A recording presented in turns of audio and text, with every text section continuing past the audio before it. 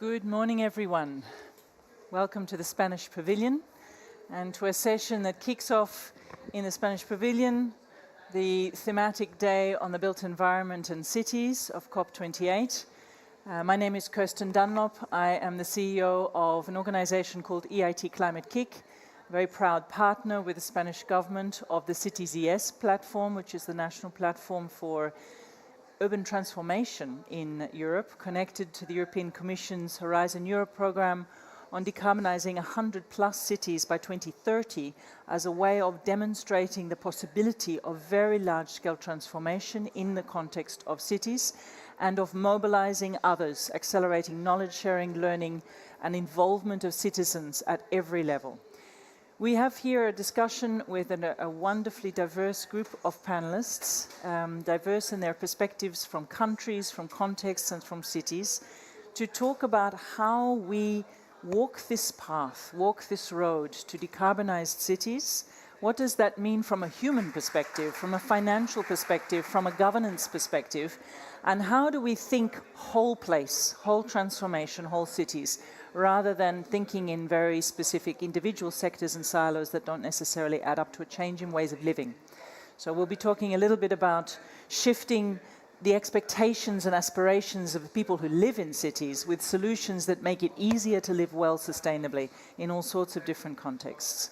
It's my pleasure to introduce, in order here along the panel, Liza Castello, who is working in the SLOCAT, it's a partnership, and is the former Vice Minister of Transport and of Road Safety in Costa Rica. Yeah? It's still in Costa Rica. Still in Costa Rica. Welcome. Thank you very much. Reena Gupta, who advises the government of Delhi and is deeply involved in significant mobility transport transformations in Delhi. Lucia Hernandez, who is representing us from UNICEF and is representing a youth activism, youth voice, and youth making of the future of what we are seeing here. And Pilar Bueno from Argentina, who is the Undersecretary of Climate Change and Just Ecological Transition. So, welcome to the panel. Thank you. We are going to start with a reflection generally on a number of different perspectives, and then we'll open up a little bit debate amongst us. If you have a sense of questions and reflections you would like to put to us, please develop your ideas, because we'll take a little time towards the end for that. So, let's start with some of the Let's start with the landscape of challenge and opportunity. And Lisa, I'm going to start with you on this question of what are the main challenges when it comes to trying to decarbonize the complex environment of cities?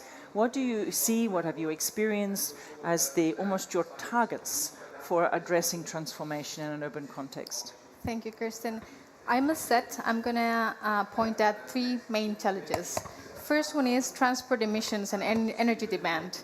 So reduction of transport emissions are urgently needed to really achieve decarbonized pathways.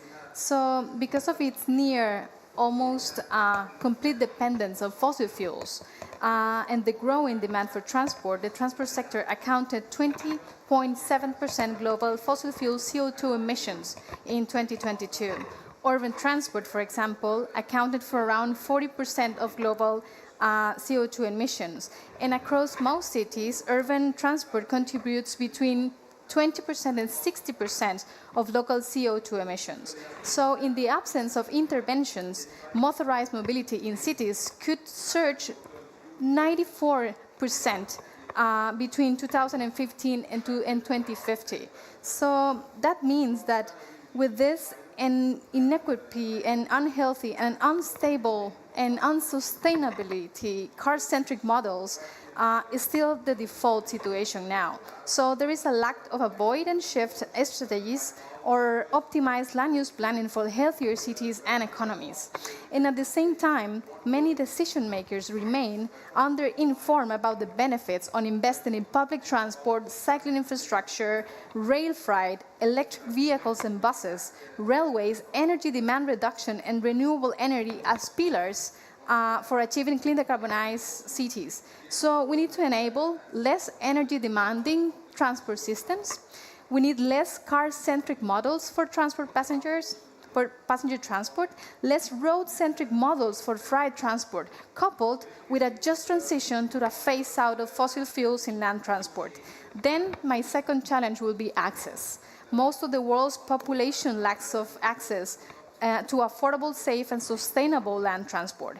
And the demand for transporting people and goods, it's projected to increase. So making land transport systems for people and goods more equitable, accessible, and decarbonized will deliver cost-efficient and cross-cutting solutions at the intersection of equity, economic development, and climate action. So we need to keep in mind that transport enables prosperity and livelihoods.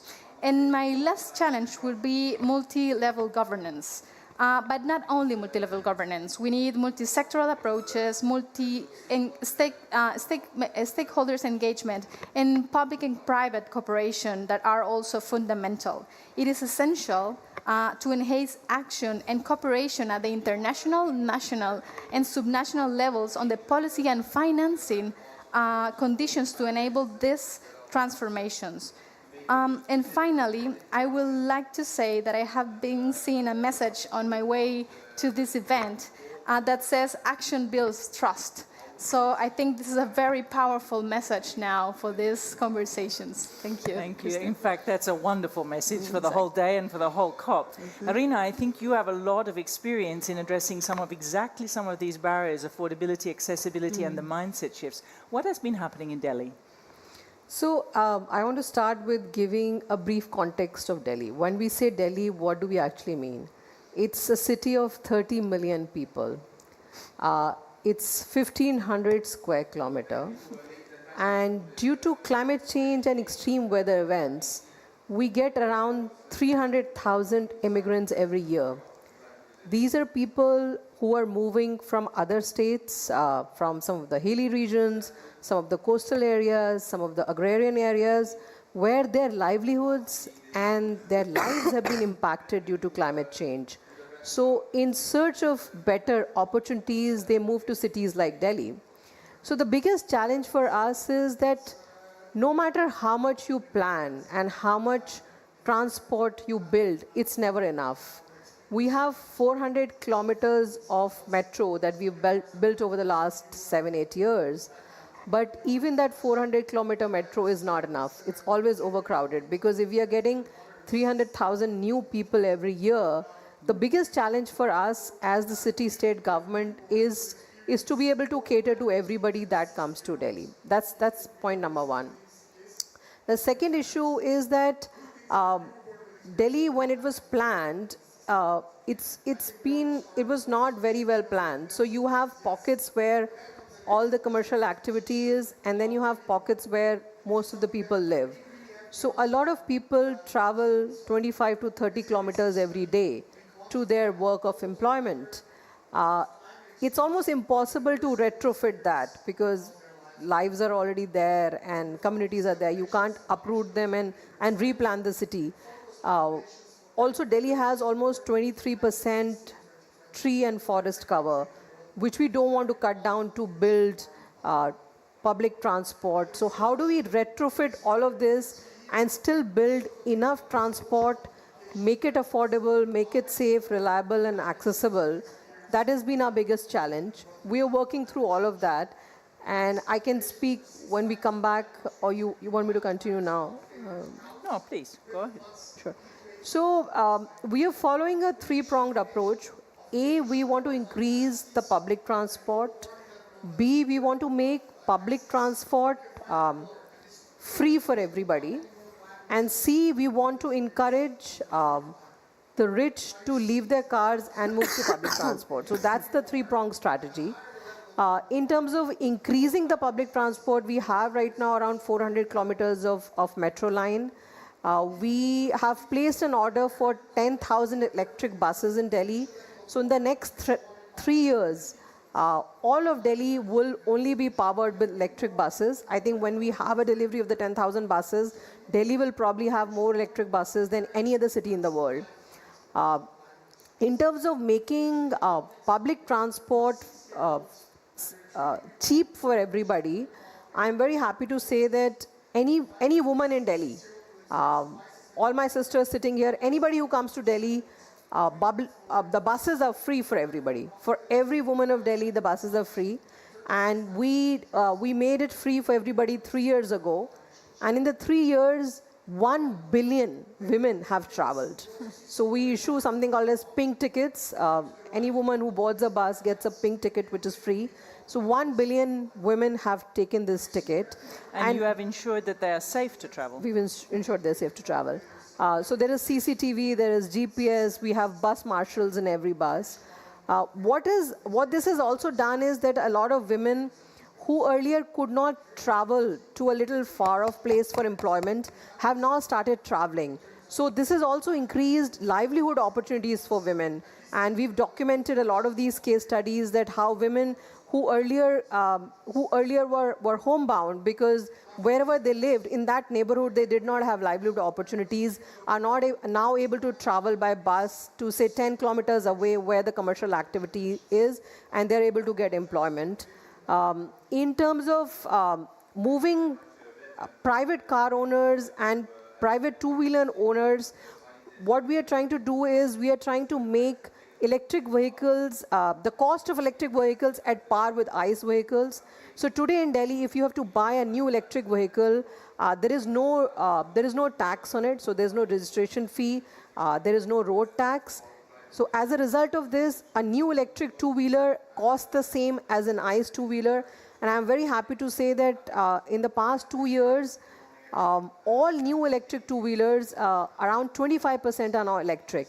So all the people who could not afford an electric two-wheeler are now moving from ICE two-wheelers to electric two-wheelers. We have a wonderful scrappage policy in place that we want to get rid of your old polluting vehicle and buy an electric vehicle. Then the government subsidizes that, government incentivizes that.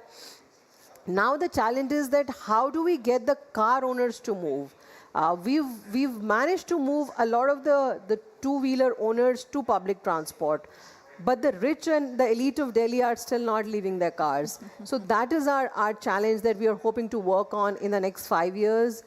We've recently launched a premier bus aggregator policy where we are allowing bus services to bring in luxury premium buses to Delhi, and people can buy a seat on the luxury buses. We're hoping this will motivate some of the richer people of Delhi to move towards public transport. I'll stop here and then I can come back. Let's come back to that, because this is a really interesting question around how do we shift mindset and demand for those for whom it's not a constraint, but it's actually going to need to be a choice. I'd love to pick up on so it's a really interesting pick up already on this question of affordability, accessibility, and the equity, economic access that comes with increased transport opportunities that you were talking about, Leza. Let's come to this question of multi-level governance, because you both mentioned it, and it's embedded in the challenges of cities, how to really get this kind of constant feedback loop up and down. How do you see that happening? How is it happening in Argentina? Or what are some of the obstacles, some of the enablers for this? Well, in particular in the city of Rosario, where I come from, our city is a medium-sized city of more than 1 million. So it's the third biggest city in Argentina. Our city is, in terms of governance, developed since last year, so we are celebrating 1 year and a half of continuous experience in terms of governance. Our governance is made of a cabinet, a local cabinet, so that's with representatives of all the areas of the local government, and at the same time a committee, an advisory committee, with representatives of NGOs, of private sector, the different chambers, academy, the universities. So it has been an amazing experience so far. We had the opportunity because our plan, our local plan, the first iteration, was prepared in 2019. So even though it was a participatory approach to develop the plan, it was without the governance in place. So when we had the governance in place, we really had to revise, or we felt that it was very important to revise all the plan, and also to develop a monitoring system for all the, of course, all the city that is currently published on our website. So we revised all the plan, and we prioritized 62 measures with specific goals, both in adaptation and in mitigation, with the governance. I think that the governance at that level, because we are talking about multi-level, but I'm just referring now to the local level to then go quickly to the other levels. At the local level, the governance opportunity really allowed us to, first of all, to raise ambition. Because every time, and we had a local stocktake 1 month ago, and that was also very critical during the conversation. So people was very grateful with the institutions, the opportunity, the stability of all these institutions to have an opportunity to participate and to have everything in a very transparent way uploaded, so you can find all the measures, how they are progressing, which are the main goals. So that's a good part. Of course, the ambition is never enough, and we really need to raise it. But I think that at the local level, the governance really help us and challenge us to raise the ambition, to raise transparency and accountability. Because we are also a city that has a tradition in terms of participatory approaches, but to have a body that is constantly there. So every month or every 2 months you come back and you have all these groups and you have specific conversations on how you are implementing everything. It's I mean, quite a challenge, but an amazing journey. And to add to that, in terms of on the different layers of this governance, let me say that for us it was also, and it's also very critical, to have, for example, in the committee, we have representatives from the province, so the subnational level, let's say, and the federal government. So this kind of approach was also very interesting, because at the national level we also have a cabinet and we also have an advisory committee by law. So these bodies can exchange. And the other layer I want to raise is the international cooperation. For us, the cooperation with the CLAY and other international organizations that really help us to build and capacities and to really display and showcase what we are doing in a better way. For example, to try to find more investments, to see where private sector at the local level, but also at the international level, can involve more. So yeah, I mean, I think that so far the governance has been an amazing opportunity, also challenge, of course, but a real good opportunity for the city.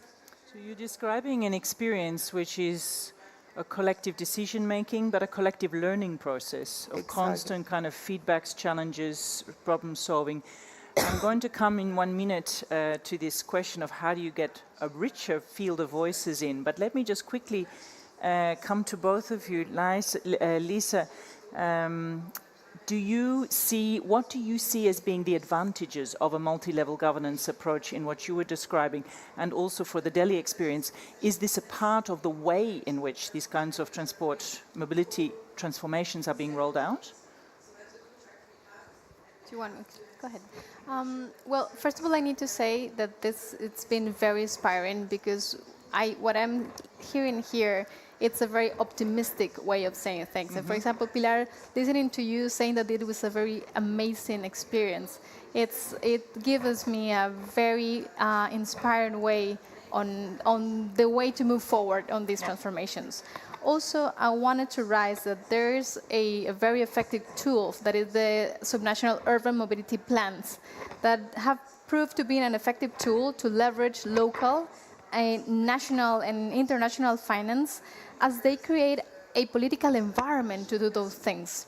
And also, I want to endorse what you said about the involvement of the citizens and the multi-stakeholder in the whole process of a building or of a public policy or a specific project. So it's very important to have this approach of multi-sector participations of the citizens, but also those who are not just in charge, but are going to be affected of the project. So I think that is a very good approach to create a different way that also builds trust in the people.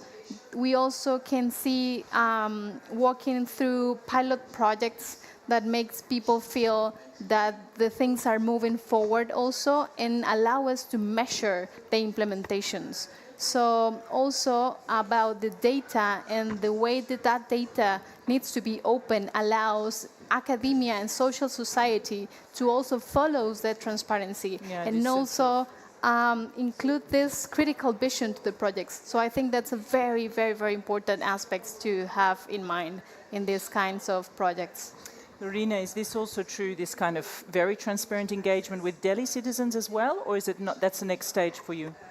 No, the engagement with Delhi citizens is very transparent, but Delhi is also a very complicated governance structure. You know, we have the federal government, we have the municipal government, and we have the state government. So there are 3 levels of government, and that sometimes is a bit of a challenge. That how do you negotiate 3 levels of government, and how do you bring everybody on the same table and with the same priorities? But we are trying to work through that challenge, and we are making good progress on that. So maybe we'll come back to this also, particularly to pick up this notion of how this is a way of giving confidence to finance.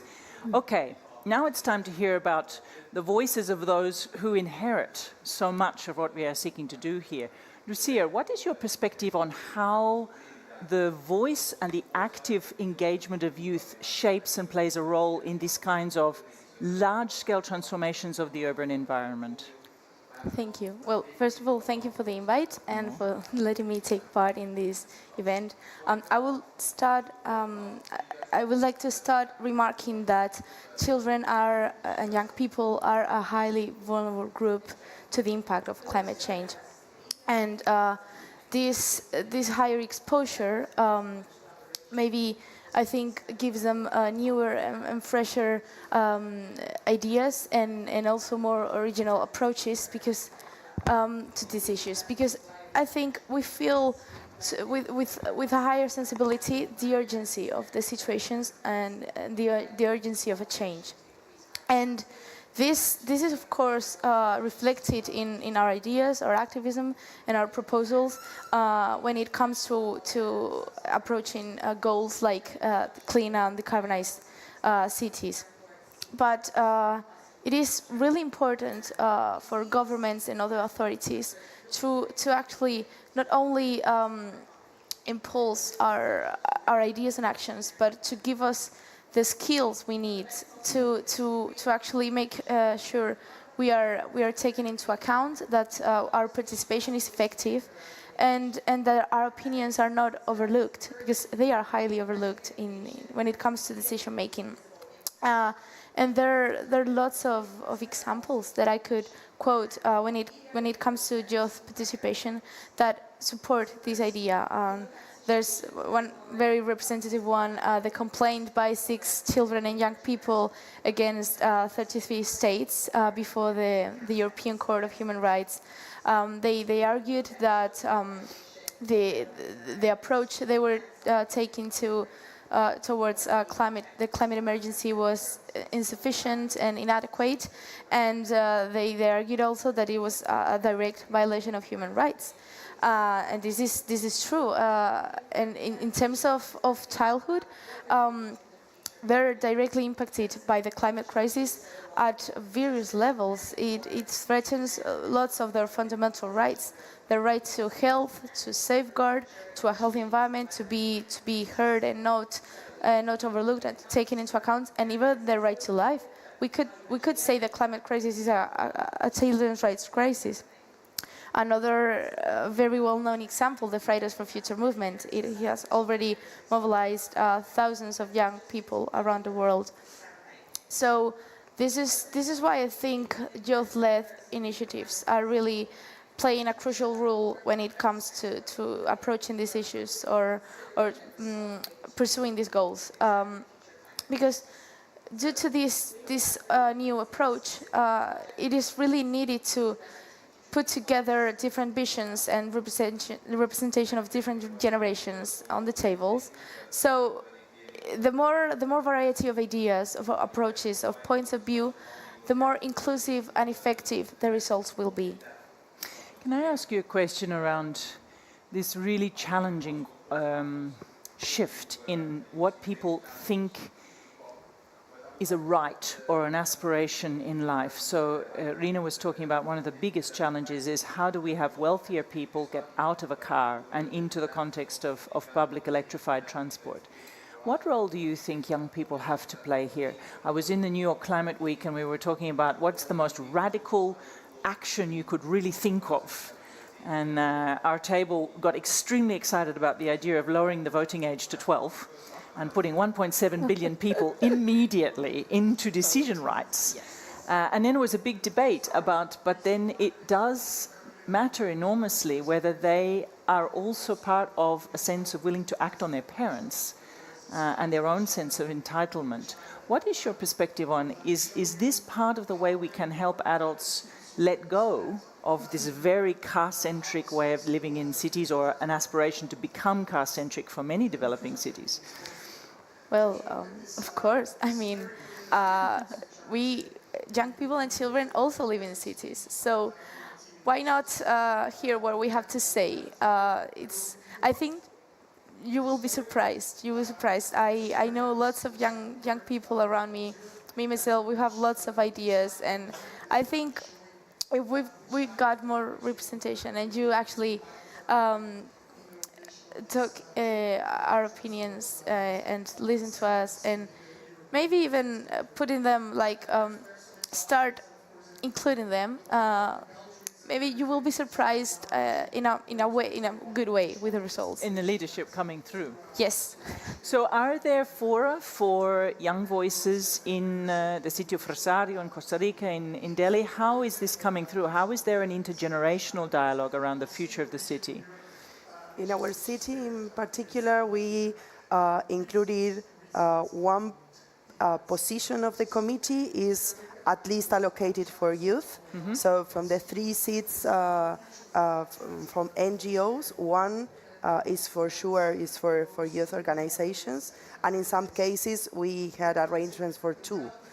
So it's also something that we make democratically with the NGOs. And we also, this year, we had 3 events in terms of local stocktake. The last one I already referred to, but the second one that was in June 5 in the context of Environmental Day, it was focused on youth. So that stocktake was we made the first experience in the Earth Day. And we like it so much that we decided to repeat the experience but with young people.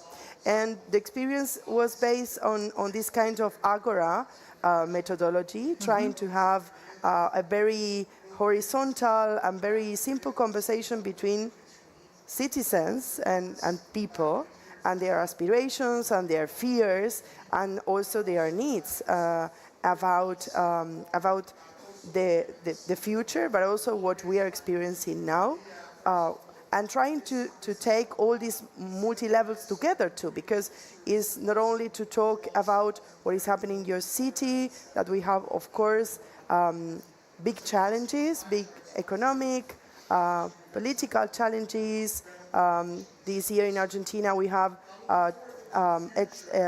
elections in all levels, local, subnational, level, so that was also very challenging, and these also generate a lot of expectations, but at the same time some anxiety in young people. So trying to navigate that together, because it's very, I mean, it's not good, and it's not true to say, okay, you are anxious. No, we are all anxious in many ways. Yeah. So we really share all that, and to build solutions together. We have a very good conversation on climate justice and what means climate justice in our context, not in other contexts. What is to create new jobs in our context, where we have half of the people under poverty. So yeah, I mean, I completely agree with Lucia that we are well surprised by the ideas, the thoughts that we find from youth people in our city. So I'm completely sure that we need to continue improving those channels and to make them permanent. It's not just something that you can let it go or just for an opportunity.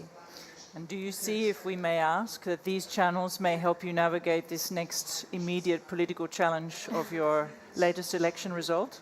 I think they will help us. I hope so. I really We yeah. are really all I hoping know. so. I know. I am on the same page. So I think they will help us. As I said many times, these Agora experiences didn't start with the measures. Yeah. We started with that, with the feelings. What do you feel?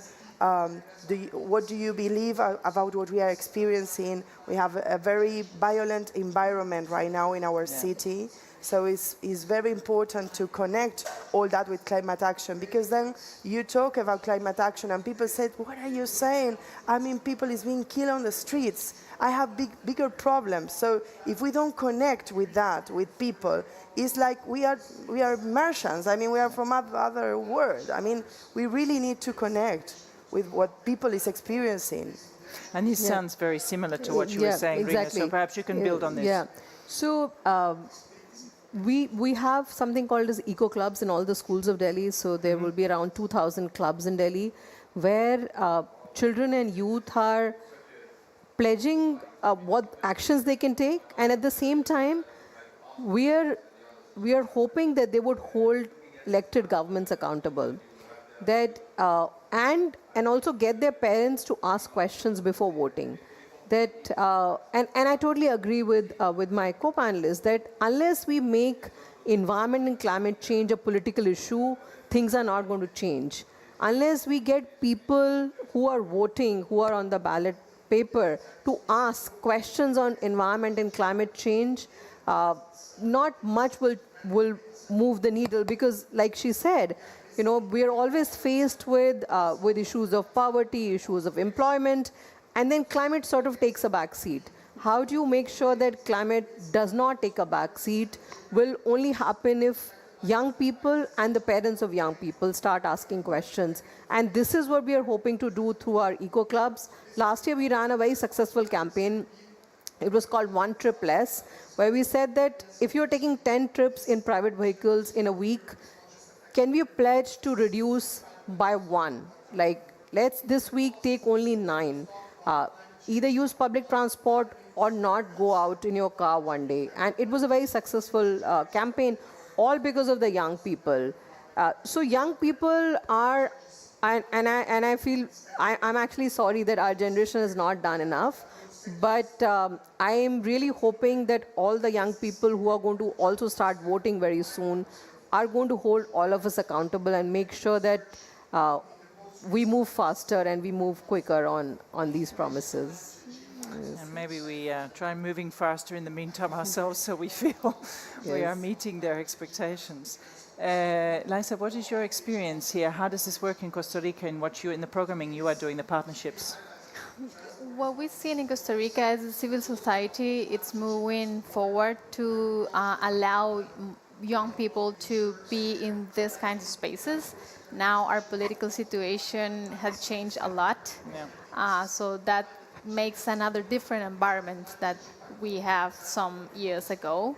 But I'm totally agree on that kind of disruptions that the status quo needs to really see the systemic transformations we need. Also something that it's happened, for example, in transport, it's a traditional way of planning transport. It's like saying that we all move in the same way, and that's not true. Women move differently. People who needs to care for older or younger people move totally different. Young people and children move different.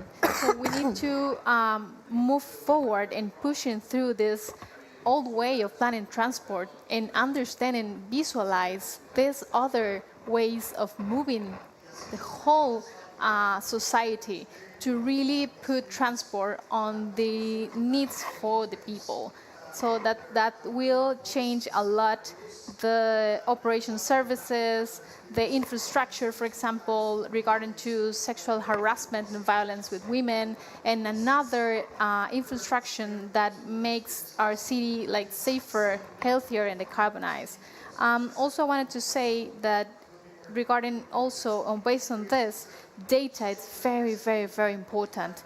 And the more information we have on specific topics such as equity and gender, the better decisions we can make for all the people. So we need to encourage authorities to collect data on passengers, freight transport, walking and cycling trips, informal transport or popular transport now, coverage and users, because that's the way we're going to change the systems to a broader approach and inclusivity and equity way of seeing transport.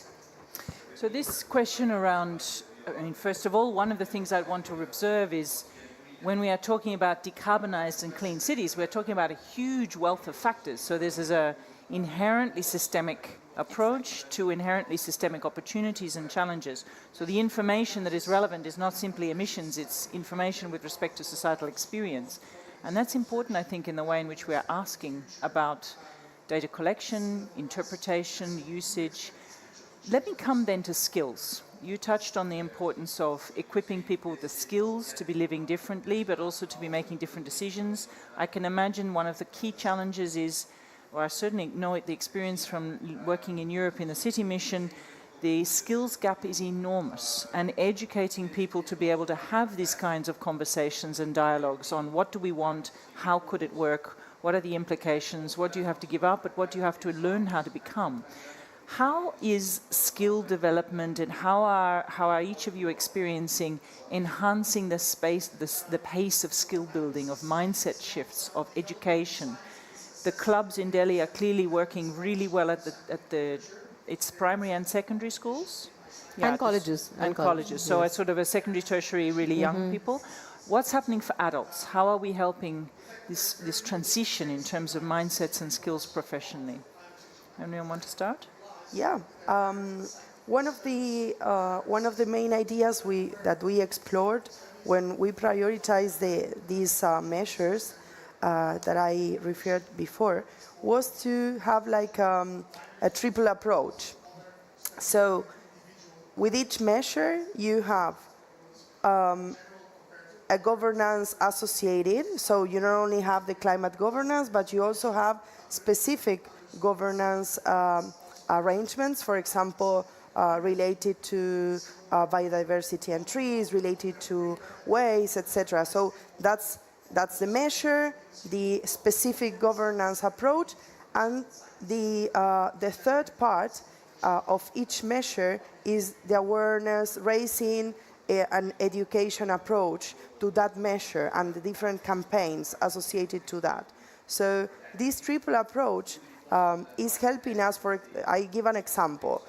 Measure number one was related to risk because in our plan, all the vulnerability and risk assessment was mostly based on floods, because that's the main threat that we had forever. But now the risks and the impacts are, of course, multiple. So we need to develop a multiple approach in terms of a map with this multiple approach in terms of climate risk. And we are in the last part, so we are finalizing, but we develop the map with having different participatory workshops in all the six districts of the city making that the different members of the committee can participate by providing their own, for example, we have transport experts, we have experts on energy, and so they can go and participate in all these workshops. So we try to have this double approach, is like you build and you implement, but at the same time you raise awareness. So when we go to the district, you have all kinds of scenarios. Some people say, what is climate change? What is a risk? What is decarbonization? What is net zero? So it's, I mean, it's very difficult, very challenging, but very interesting, of course, because then you need, coming back to the previous message, is like you really, in order to have these people on board, we cannot go and talk about floods, we cannot talk about transportation in that district and mind shifts and everything if they are saying what is climate change. So anyways, we need to do all that. So our approach is trying that each measure can have these two other additional measures that help to strengthen and to build the measure in a better way. Yeah. Well, I'm impressed. I think actually one of the things that I noticed that it implies is that, first of all, it's about building a literacy. My question is, how do you build a literacy that is treading the line between anxiety and hope? I know from my own conversations at home with my children, it's a very fine line between hope and despair, and anger, actually. But also, for Europeans, perhaps there's a particular challenge, but I'd be interested in India in terms of the aspirations for education in Costa Rica. It's as if we need to create a world, or it's not as if, we need to create a world in which what we call white-collar and blue-collar education and jobs are held by everybody, that each of us knows how to work on the skills of renewable energies at the same time as we may need to work on legal contracts and decision-making and governance and leadership, because we simply don't have enough skills for the work we have to do. How are you seeing this? For example, is there a discussion in the youth movement around how to close some of the skills gaps faster, where the education system is not necessarily equipping that well if you're going to be working in big city transformations? Well, of course, I think when each one of us has spoken, all of us at some point said the same, and that's something I would like to highlight: the importance of information, of research, and of awareness raising. You cannot promote sustainable mobility or create more green urban spaces in cities if the people don't understand why. You cannot expect that to be maintained in time, or people to actually support those measures if you are not promoting information and awareness raising campaigns aimed at population. People need to understand why, so that they can care.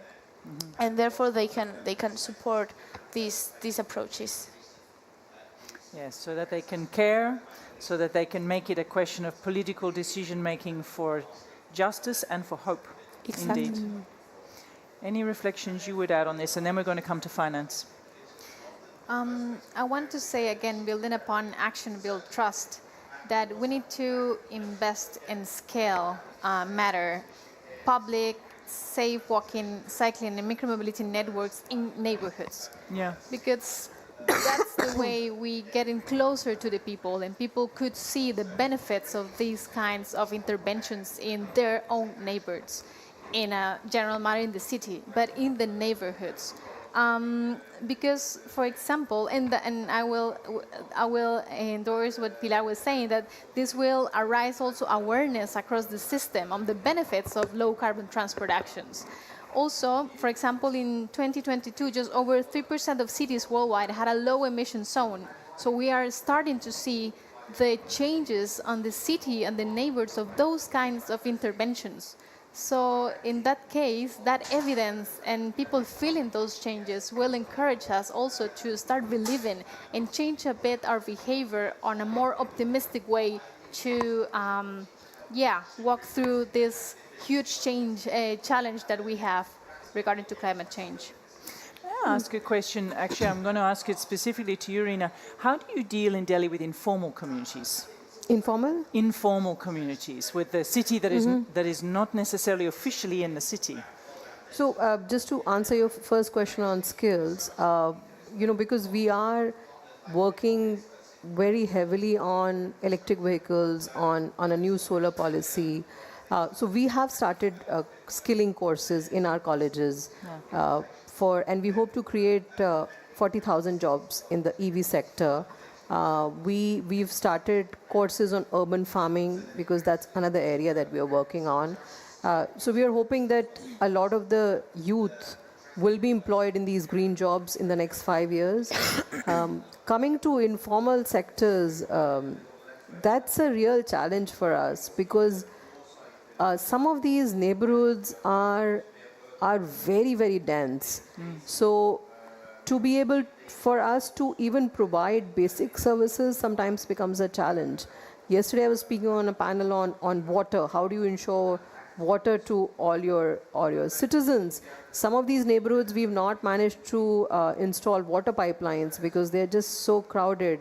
So we've recently launched another program called Water ATM, where these water purifying machines installed next to some of these informal settlements, and each household gets a card and they're entitled to 20 liters of clean drinking water, so they don't have to stand in line to get water. So we are trying to work out these arrangements to be able to cater to this population. But our hope, and this is a hope for the country, that we invest in rural areas in such a way that not a huge part of our population needs to migrate to cities. And that's where, I think climate finance comes in, that a lot of this population, if we were to look at historical responsibility, India is almost 60% agrarian. So 60% of our population depends on agriculture for their livelihood. These are farmers whose environment footprint historically would be minuscule, but this is the population that has been impacted the most. And this is the population then moves to the cities, because if they're living in coastal areas, or they're living in mountain areas, or they're living in rural areas, either their homes are being flooded, or there's a cyclone there, or their yield and productivity has gone down so much that agriculture is not an option anymore. So they move to cities in looking for livelihood. So how do we, and we've been talking about climate finance now for so many years, and I'm so disappointed that there has been very little action. There is very little money flowing into the global south on actual projects. What is happening is a lot of greenwashing, and there are so many reports which tell us that what is touted as climate finance is really not climate finance. And I think Reuters did a whole report on the kind of projects that are being funded under climate finance. And my favorite is a love story set in Argentina, which I think the Belgium government paid for, that it was under climate finance, And I think, the US gave a loan to Costa Rica for building a resort. Again, climate finance. So I'm hoping that the new loss and damage fund would fund some of these projects, some of real projects, fund cities like Delhi to buy electric buses. And that is real climate finance, not funding a love story. That is not climate finance. And unless it does something remarkably transformative. Indeed. So it was set in the Argentinian rainforest. Okay. Maybe that was the reason why it was climate finance. Well, maybe. So let us unpack this question of finance, and I'm interested in all these perspectives because it's often a highly technical issue, so it's not so easy in this question of creating awareness and understanding. And certainly as in the experience of an organization, say, implementing large-scale urban transformation, it's exactly the challenge of you can't just deal with a city without dealing with its surrounds and with the rural area, it's city and region. My question is around the most significant challenge and where you have seen examples of something like this being addressed. The trouble with finance is it's always looking for specific projects. transforming whole cities, decarbonizing whole cities, is a complex of many projects, many interleaving things coming together, skills, capabilities, policy, regulation, technology, and access and consumer habits or expectations. And often finance is not well prepared for investing in the whole. Where do you see examples of climate finance? Well, let's maybe not call it climate finance, because that's actually one of the challenges. But where there are examples of investment in the transformation of the many elements, the many pieces of a puzzle that need to come together for a city to transform. Do you have good examples? Or can you try and turn it around into what would you ask if someone were to arrive tomorrow with a loss and damage fund? How would you channel finance into the many pieces of the puzzle? Yeah, in our case in particular, probably the first thing to say is that in order to be clear in terms of transformative finance, you need to be also very clear in terms of your objectives. And that is obvious, but it's always important, even if obvious. So we had projects in the past that probably didn't really weren't so helpful. They were helpful, but they could have been more helpful in case they were really aligned with the priorities, not only the political priorities, but also the priorities of people in terms of transformation. So that's a first point. So for us, these priorities help us to guide the Seek for guidance for finance. So now we, every time we have an opportunity, for us is clearer because we know what we are looking for and the kind of investments that we need. We know that we cannot say, okay, we need both, of course. We need the small grants for the readiness, and they are very, very, very helpful. In many cases, for example, now we are having just one of those related to waste and on the readiness for a biodigestion plant that we have been developing the plans forever. I mean, at least 7-8 years, but we couldn't achieve it because we didn't have the investment. So now we feel that with this last readiness, with all the different plans in place, well, we can be in the position to really access these that will be transformational for us, in particular, since waste is 25% of our emissions. But at the same time, for example, with electrification and electric mobility, is something that we really seek for, but at the same time it's not so simple in Argentina because you have all the lobbies. We have lobbies everywhere, of course, but there is a clear agreement in terms of not moving so far to that place. So even when you try to buy, even when you try to access, you can't. So you really need all these, even international cooperation, not only because of money, but also in order to track together and to push together for that transition. So it's not just the question of is money ready, but also what is money up against in these counteracting forces. What do you see in Delhi? How are you managing transition? I know I came across the Long-Term Investment Coalition with a real interest in sovereign wealth and institutional finance in electrification of cities at scale. Have you had successes in the way finance is coming to the table?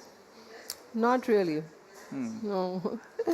I think we will have to invest more in working with both national and subnational governments and really have a pipeline of projects ready.